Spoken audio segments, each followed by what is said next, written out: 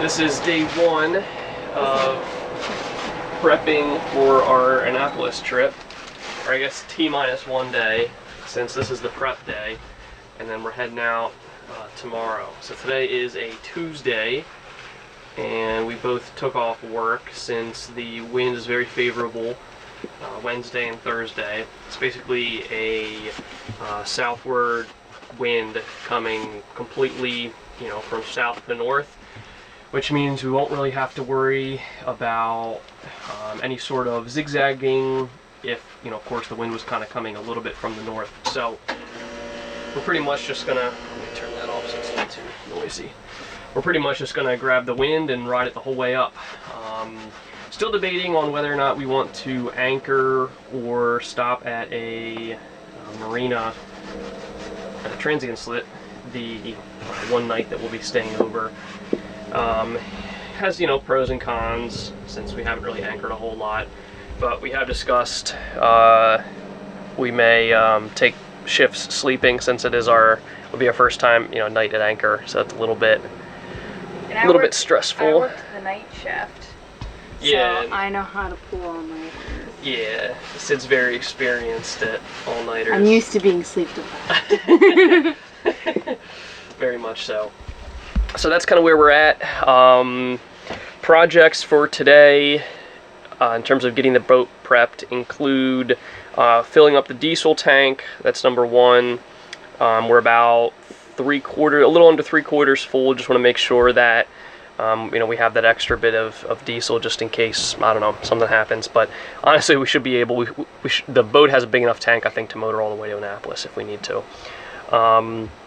Also going to work on some of these electronics.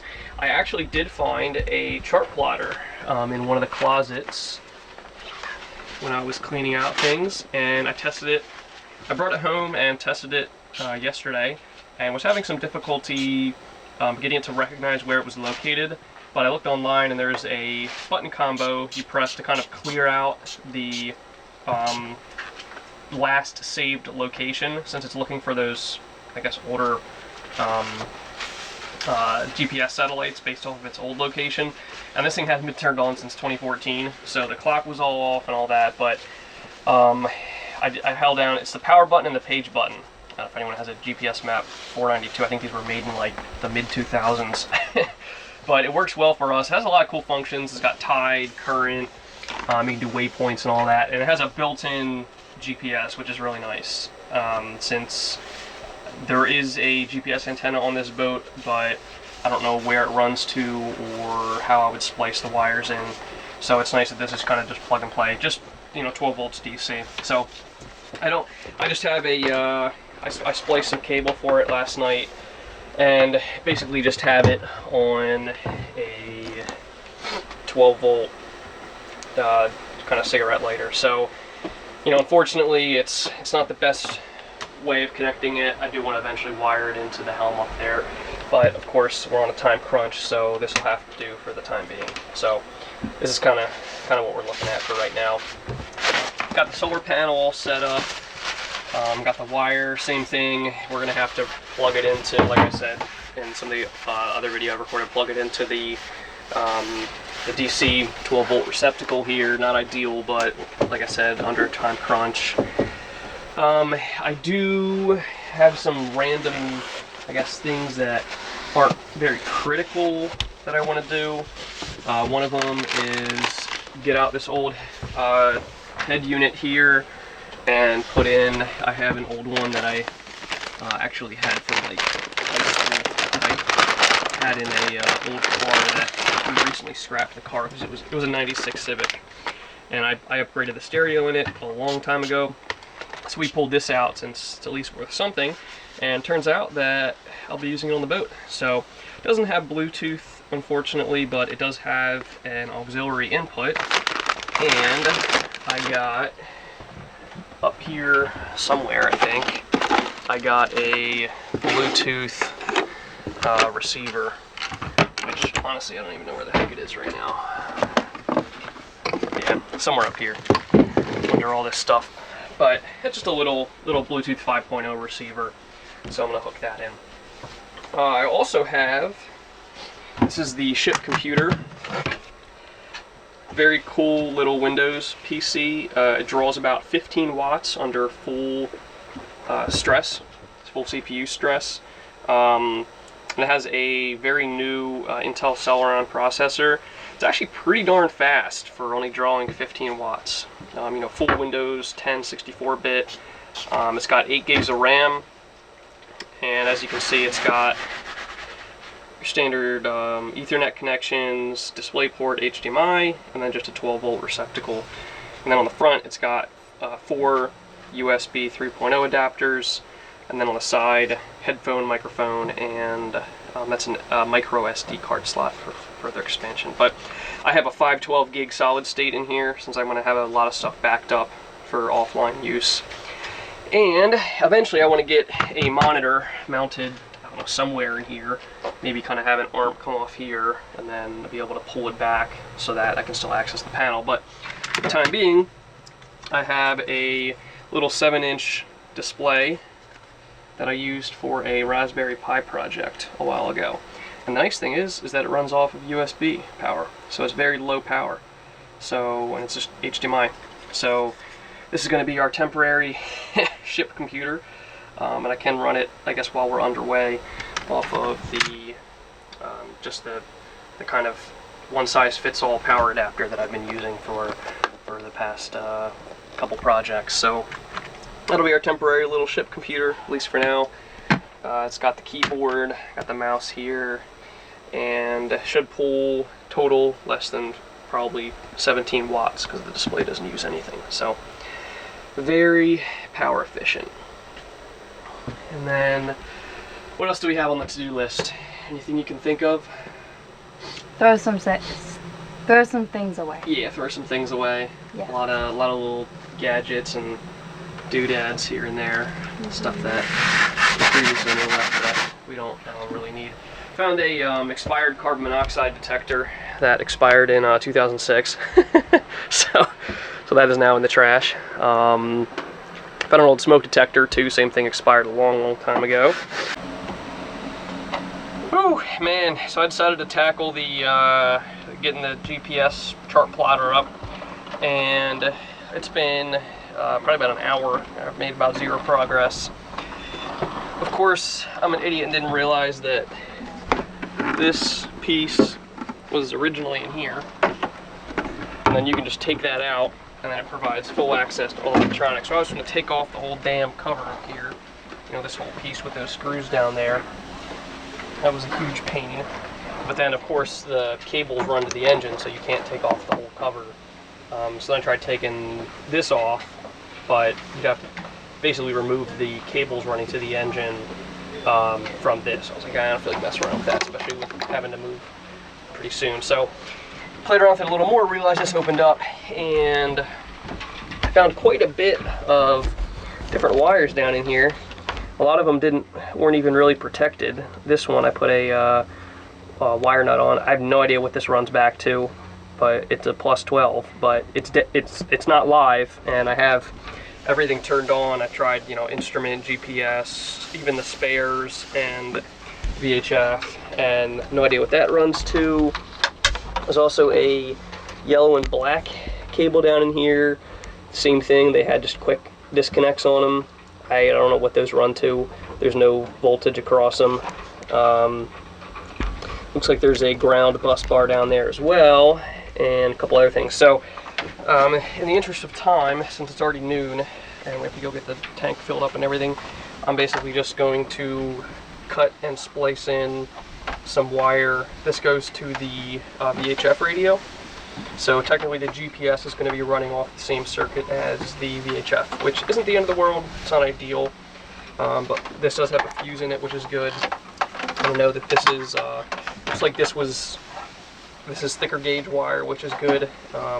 Some of the instrument panels here have pretty thin gauge, so I'm going to splice it in with that, and then I'm probably going to plan on running the wire up through the hose there. And then to the GPS, I'm going to mount the GPS either somewhere up here, on here, somewhere temporarily. So that's kind of where I'm at, and it's been quite a while with little progress, but I think I'm finally gonna start making progress now. So let me go ahead and get those wires spliced up and then hopefully get the chart plotter up here and mounted and ready for use tomorrow. All right, so disaster kind of struck here. As you can hear, the engine's on. We went to go fill up the diesel tank at the marina here, and the tank was originally at about 3/4 full. So we figured, why not top it off? And turns out that the fuel gauge sensor, so the sensor that measures how much fuel is left in the tank, is completely leaky and doesn't have like a seal around it. So if you come take a look, you come over here, Sid, you can see down in there, it's the, yeah, zoom in a little bit. It's that, move the camera forward. Yeah, there you go. That's cool. It's that metal piece there with the screws around it. You can zoom out a little bit. It'll be a little shaky. Yeah. So that's the piece. And if I push down on the fuel tank, you know, since the fuel tank was full, the diesel would leak out around the seam of that. So I've got a bunch of paper towels down in there. Basically, we're just running the engine to burn off some of the diesel. That also, luckily that doesn't lead to the bilge. It leads to like a holding area under our bed, of course. So there was maybe like, I don't know, about this much diesel, you know, an area like this big. So I think, luckily, I mean, it was only right around the corner here to fill up. So we got back and I went down and immediately smelled the diesel in the cabin. So then I was like, oh shit. So I came up and then there was just diesel fuel all over the top of the tank. So it's luckily some of it kind of pooled there, and then the rest seems to have gone down under and then pooled in like a containment area under our bed. So we'll see. I think if we run it at around 2,500 to 3,000 RPMs, hopefully it'll burn about maybe like a gallon an hour. So I'm hoping if we can at least get it like below the fuel line. So if you pan down there again, Sid. So where we fill it up, of course, you know, not only is the tank full, but also the line right here, fuel line to fill it, was full. So all of that pressure from the, you know, the gravitational forces of the fuel pushing down from that into the tank is what accelerated the seepage. So I'm hoping once we burn off some more of this fuel, we will be able to, you know, essentially just keep the fuel line below the top of that fuel gauge. And we have some paper towels down beneath the bed right now, kind of soaking everything up. But it kind of sucks. I think it's a pretty critical component, and the fact that, I mean, it's leaking pretty extensively, kind of unhappy with, especially if the buyer, or excuse me, especially if the seller sold it knowing that and didn't, you know, disclose it, because that's pretty dangerous, you know, having diesel fuel. I mean, luckily it's not gasoline, but it is obviously still really dangerous for you to, you know, breathe in, and plus the fact that it's a solvent and it's pretty tough on, you know, your body. If you get it on your body, hence the gloves, and then if you're breathing in it and everything. So I guess that means we're going to be keeping the tank at below whatever it was after we filled it. We filled it up. It was 3/4. I think it's a 35-gallon tank. So hopefully we'll burn off at least. Thank you. Thank you. At least a gallon or two, and that'll get it down. At least clear that fuel line, and then hopefully get it low enough, you know, a little bit below that fuel tank gauge. That way it'll be safe and it won't be seeping out anymore. So, and what time is it? It's 4 p.m. and the sun sets now at like 5:30. So luckily we did this while it was daytime out, and luckily we didn't try to fill up the morning of leaving here, because we would have had to stop, come back, and then figure out what the hell was going on. So alright, so we are now on, this is probably what, hour 2-3, Sid? Mm-hmm. You think? I think, yeah, we filled it up at like 3:10, got back to the slip, smelled the diesel immediately inside the boat, and we are now on about hour 3, and we've pretty much stopped the leaking. coming from the top of the tank. Luckily, like I said, it's on the top of the tank, it's not on the side. So we were able to sop up all of it with paper towels and everything, and some of those absorbent pads. So we have that. We're still running the engine on idle, or in neutral, but at like 2,000 RPMs, just to burn down some of the fuel. I did find a fuel line down there that I can open up to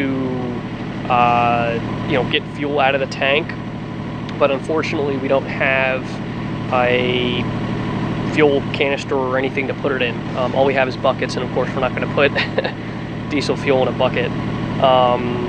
Unfortunately, I went to Lowe's and we looked for diesel buckets, or excuse me, diesel canisters, but all they had was gas canisters, which are of course red, and I didn't want to get a red one because it would mix it up, and that was like 2 weeks ago, and now I wish I had just bought one of the red ones and spray painted it yellow or something.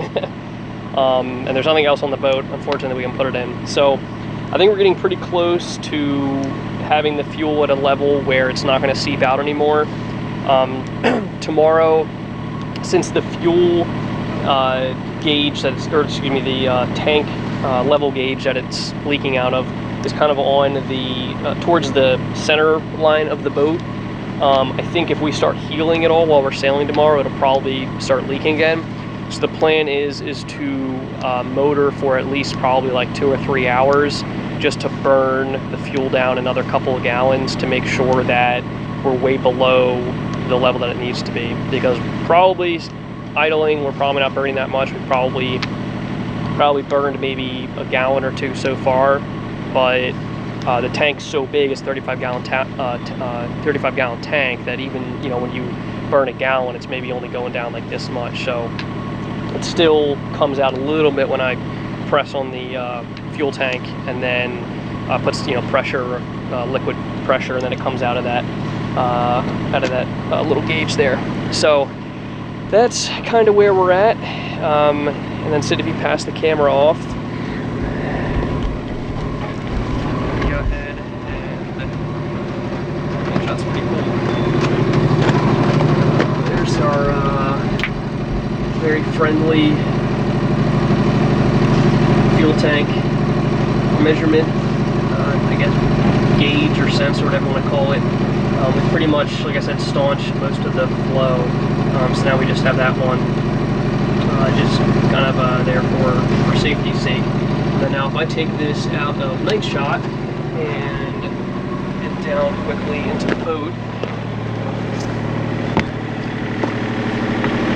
of course we won't spend too much time down here. Keep all the hatches open, and of course the wings blowing diesel smoke right into the boat. But we have to have the hatches open to air it out. It's probably really loud in here, so apologies for the noise, but took up all of the bedding. There was diesel fuel running down here, and then it stopped right there.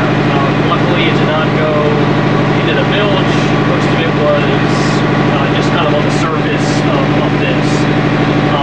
Up there, so the diesel tank is stored behind that panel. I have that fan running to blow air through that channel, that little area, and then up above the tank, and then out through the area I was just showing in night shot, which is the top of the tank. So I can actually see the edge of the fuel tank when I stick my head in that hole. So that's why I have that fan there, and it's basically just blowing air out that way. So we're hoping that that will help speed up the drying process and get, you know, all the fumes out that way, rather than kind of lingering in here. And we dried all this up earlier, ran the fan on this. So this area is clean, it's dry. It's really just up in there is where I can't get in there with my hand to, you know, wipe it with a towel or anything. So we just have the fan running to hopefully evaporate it as much as possible. So that's kind of where we're at right now. I'll probably give another update within the next, I don't know, hour or so.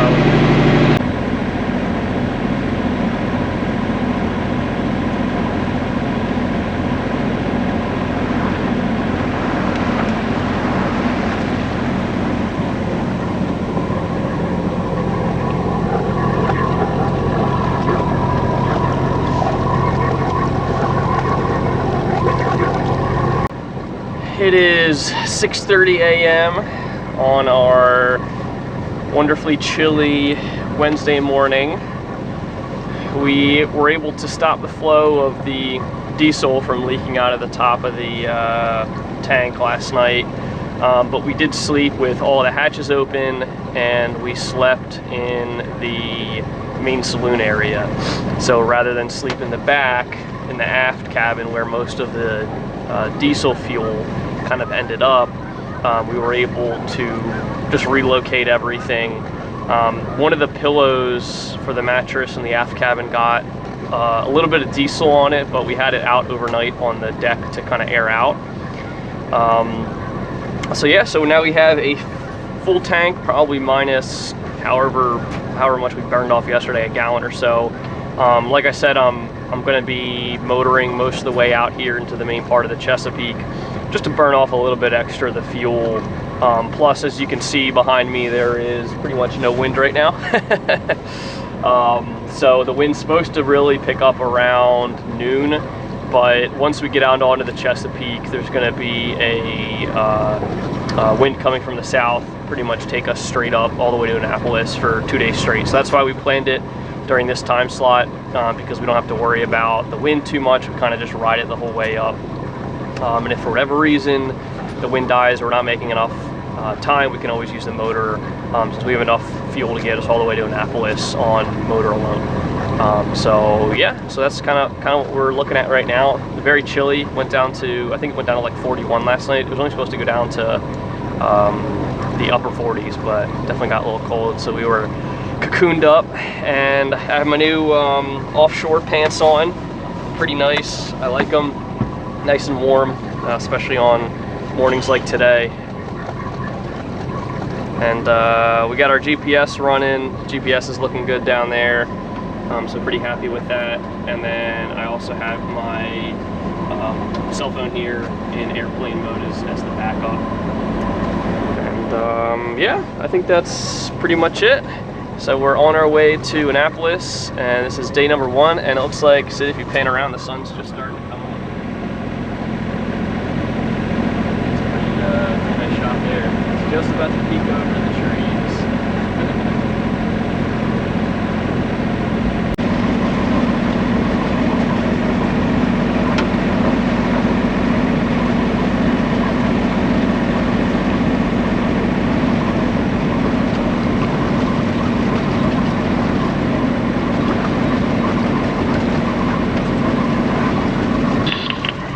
Security, hello station, hello station, hello station.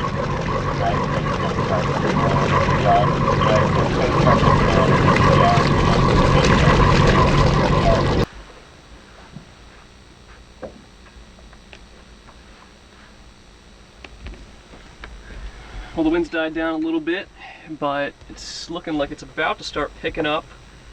I can see some ripples coming in there over starboard.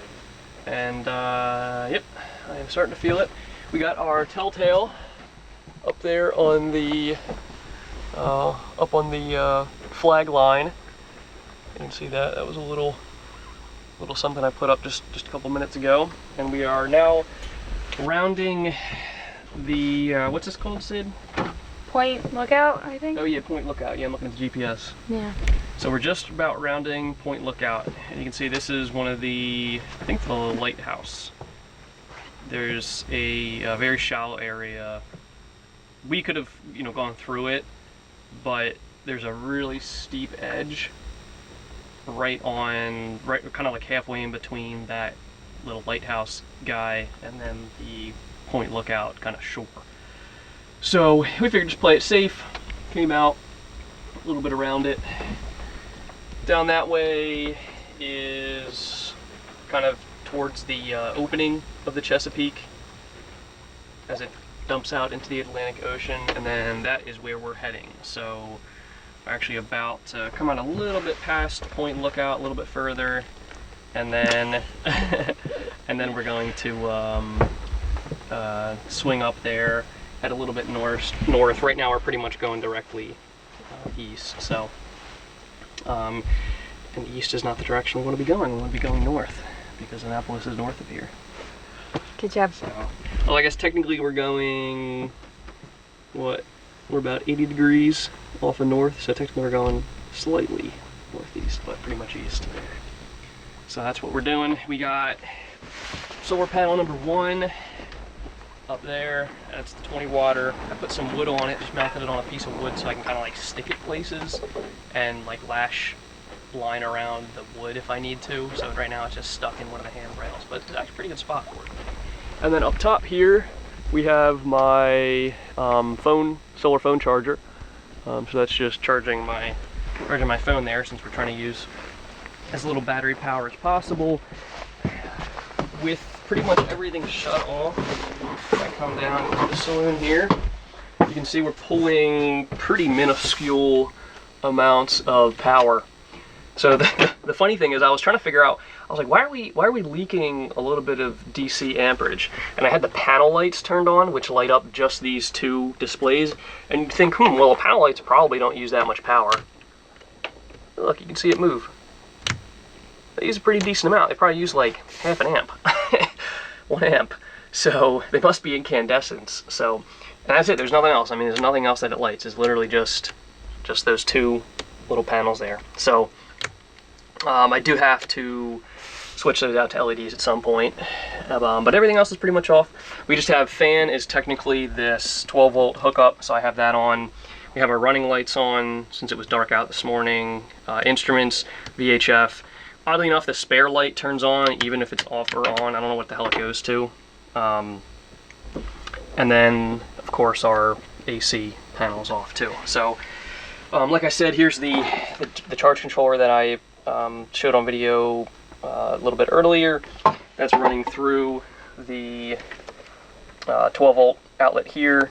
Obviously not the best way to do it. It's a little bit I don't know, iffy from an electrical perspective. But this is what's it called? Fused. There's a fuse in it, so we should be good. And of course we got our phone chargers if we need them, and the PD for charging anything that's a little bit higher wattage. So that's pretty much it. The other thing I have planned for our cruise up is I want to hang this little basket here right about there. So I have some twine that I found, and I'd like to hang it there, and then we could put some fruit in it, or vegetables or something like that, just to free up some of this space up here and some of that space back there. So I figured that'd be kind of a nice little addition there. Well, as you can hear, the motor's back on. Unfortunately, the wind kind of died down again. But on the good news, I was able to make my real-life banana hammock. So one thing I need to do is get some like grip tape or something for the stainless steel, since these kind of slide. So if everything tilts to one side, you can see it all starts to come out. So it's good when the weight is evenly distributed from like the front and the back, but the second you start putting all weight on one side, it just dumps. So I need to get something to stop these lines from sliding on the stainless steel, which my thought was just a little bit of grip tape. That way they'll have something to grip onto rather than the slippery stainless steel. But yeah, it looks pretty good. Frees up a little bit of our space up here. We found this in the boat, so figured, might as well repurpose whatever we can find. We do want to get eventually like a true canvas type material to hang fruit and vegetables and all that stuff into, but I guess this will kind of work for the time being. So yeah, looking good.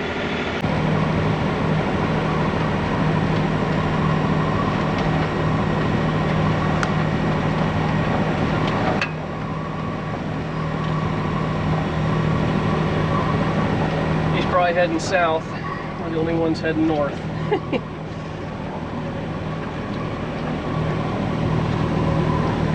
Motor's back on. The wind's horrible. We're pretty much going absolutely nowhere. We're going about 1.5 knots, so still have the sails up, so we're getting a little bit of wind coming from behind, so I figured I might as well put them up, be a little bit of a help, but yeah, not a whole lot. I was really hoping for more wind than this, but so we're gonna have to motor probably most of the day. Unless for whatever reason, if the wind really starts to pick up, then we'll cut the motor, but so far it isn't looking like it.